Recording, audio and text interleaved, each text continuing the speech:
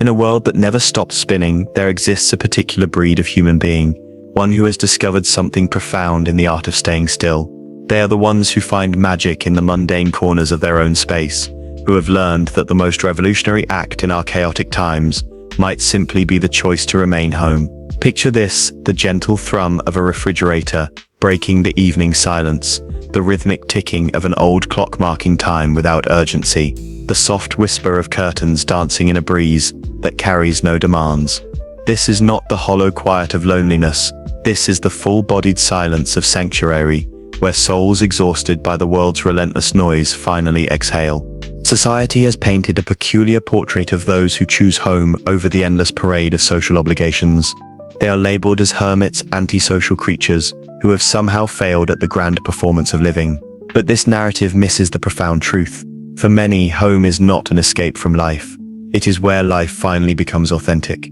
Consider the highly sensitive individual, whose nervous system processes every sound, every emotion, every subtle shift in energy with the intensity of a tuning fork. For them, a crowded restaurant is not relaxation. It is sensory warfare. A busy shopping mall is not entertainment. It is emotional overload. Their retreat to the quiet corners of home is not avoidance. It is intelligent self-preservation. Dr. Elaine Aron's groundbreaking research on highly sensitive people reveals that approximately 20% of the population experiences the world with heightened intensity. Their brains process sensory information more deeply, making them acutely aware of subtleties others might miss. The slight tension in someone's voice, the way light reflects differently at various times of day, the emotional undercurrents flowing through crowded spaces. For these individuals, the journey home each evening is not merely a commute. It is a pilgrimage back to themselves. What transforms four walls and a roof into something approaching the sacred? The answer lies in the profound psychological shift that occurs when we cross the threshold from public performance into private authenticity. Home becomes the only stage where we need not act, the only audience that requires no entertainment. In these quiet spaces, something remarkable happens to the human psyche. The cortisol levels, those stress hormones that keep us perpetually alert to social threats and expectations, begin to drop. The sympathetic nervous system, constantly engaged in the outside world's fight or flight demands, finally shifts into the parasympathetic mode of rest and restoration. This is why thoughts often feel clearer within familiar walls, why emotions surface more readily when we are alone. The protective armor we wear in public dissolves, allowing our authentic selves to emerge from beneath layers of social conditioning. History's greatest minds understood this principle intuitively. Virginia Woolf spoke of needing a room of one's own not merely for practical purposes, but for the psychological space required for authentic creation. Einstein took his daily solitary walks, allowing his mind to wander freely without the constraints of social interaction. Maya Angelou rented a sparse hotel room with nothing but a Bible, a thesaurus, and a bottle of sherry, a deliberate creation of emptiness that allowed her words to fill the space. Modern neuroscience confirms what these creative giants knew. Instinctively, solitude activates the brain's default mode network, the neural pathway responsible for self-reflection, memory consolidation, and innovative thinking. When external stimuli decrease, internal creativity increases. The quiet mind becomes a fertile ground for ideas that would never surface in the noise of constant social interaction. Perhaps the most beautiful irony of the home-loving soul is that their apparent withdrawal from society often leads to deeper, more meaningful connections with others. When you are not desperately seeking validation from every interaction, when you are not performing for an audience of acquaintances, you develop the discernment to recognize genuine connection when it appears. These individuals often cultivate fewer but more profound relationships.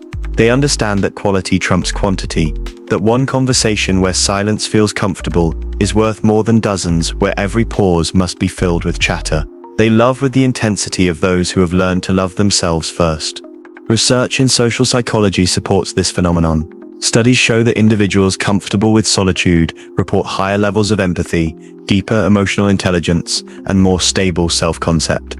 They are less influenced by peer pressure, more guided by internal values, and more capable of offering authentic support to others because they have learned to provide it for themselves.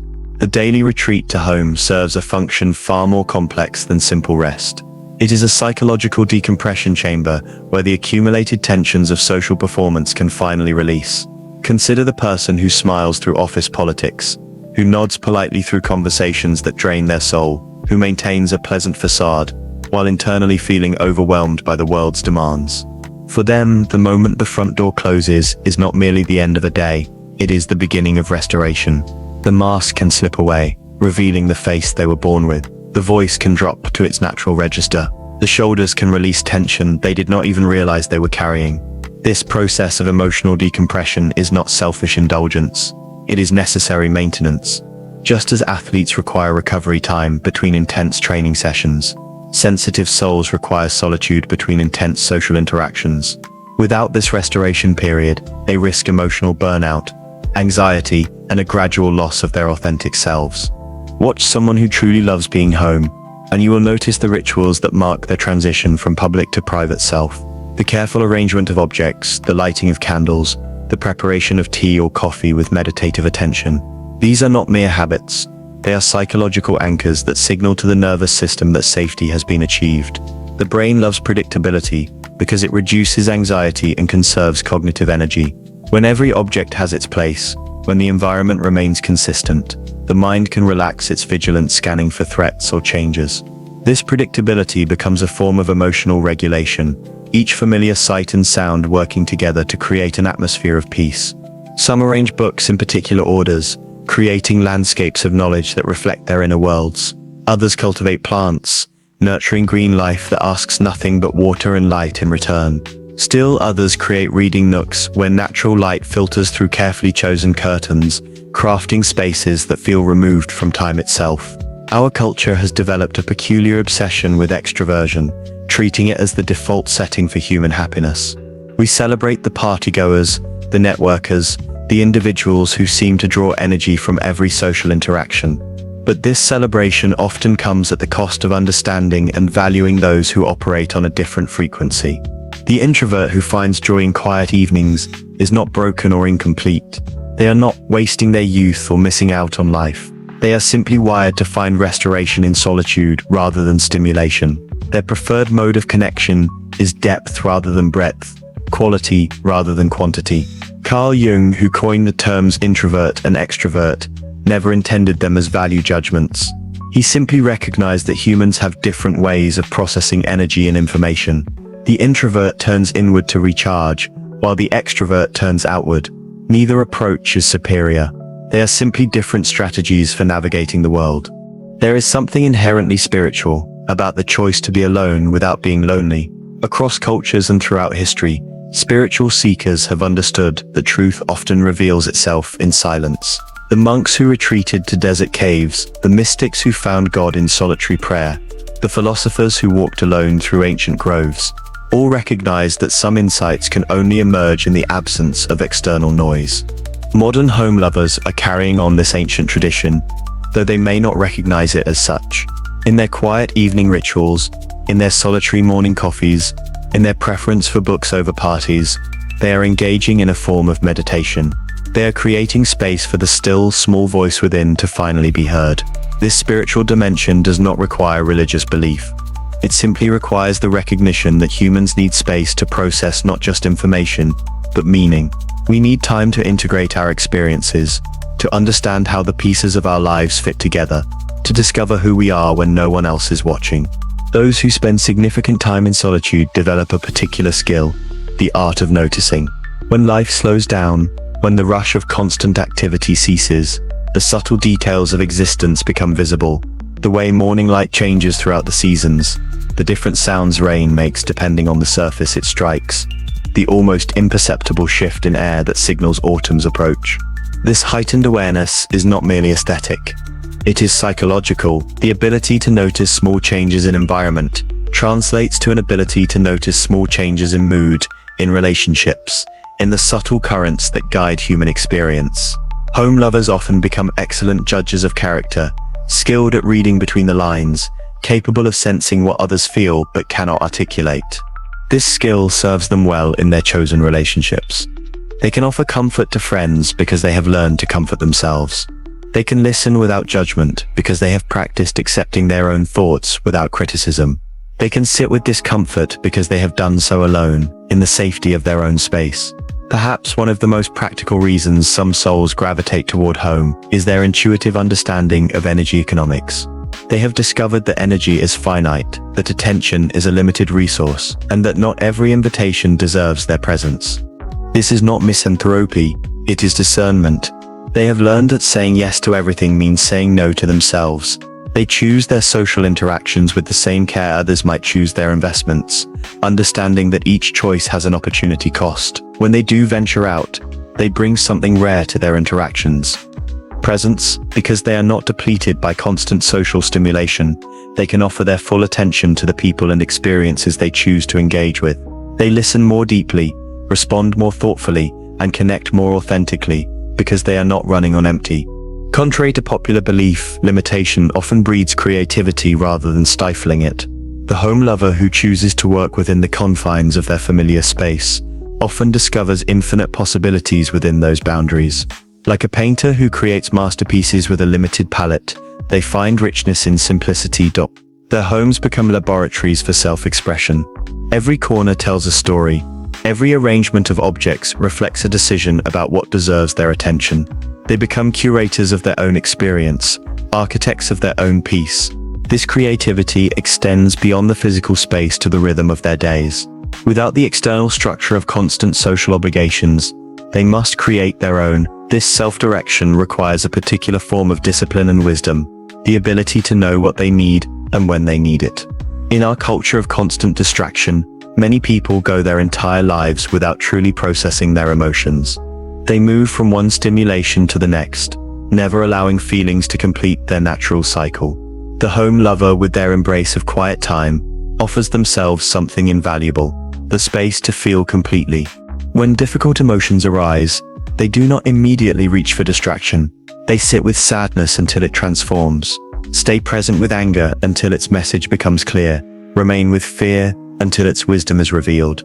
This emotional courage, the willingness to feel without immediately fixing, leads to a form of mental health that no amount of external validation can provide.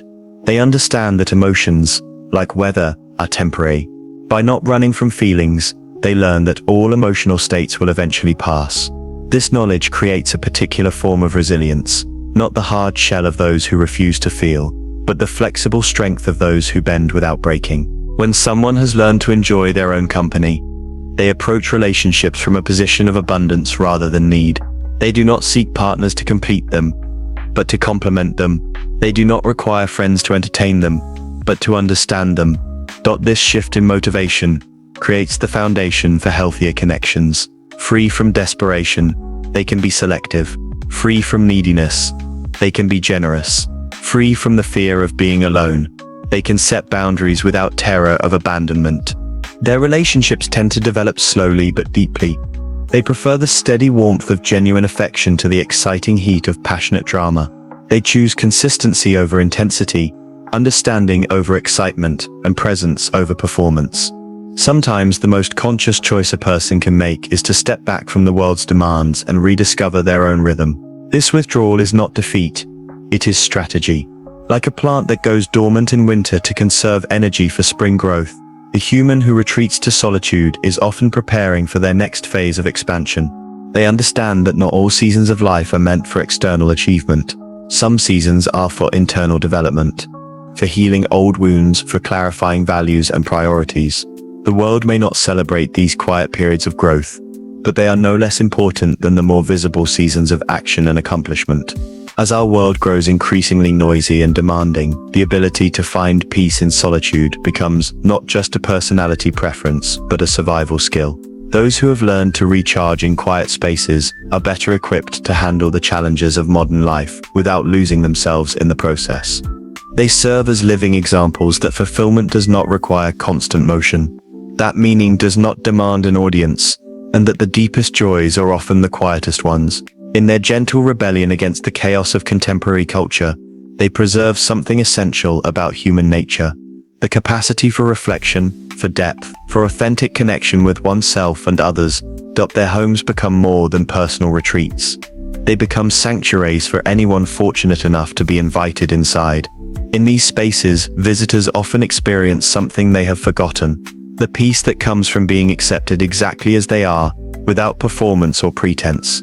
Perhaps the greatest gift of the home-loving soul is their ability to find the sacred in the ordinary. They understand that enlightenment does not require mountaintops or exotic destinations. It can be found in the way afternoon light falls across a familiar table, in the sound of one's own breathing in the morning silence, in the simple act of being present to one's own life. They are the keepers of small rituals, the guardians of quiet moments, the protectors of the peace that our noisy world so desperately needs. In their choice to stay home, they are not avoiding life. They are preserving it, nurturing it, and offering it back to the world in a form that is calm, clear, and deeply human. In the end, the psychology of people who love staying home reveals a profound truth about human nature. We all need a place where we can return to ourselves, where we can drop our defenses and simply be. For some, that place exists in relationship with others. For others, it exists in the quiet sanctuary of their own space, where the door can close, the world can wait, and the soul can finally breathe. These are not the people who are missing out on life. These are the people who have learned to live it from the inside out, with authenticity, intentionality, and a deep appreciation for the beauty that exists in stillness. They remind us that sometimes the most revolutionary act is simply the choice to be at peace.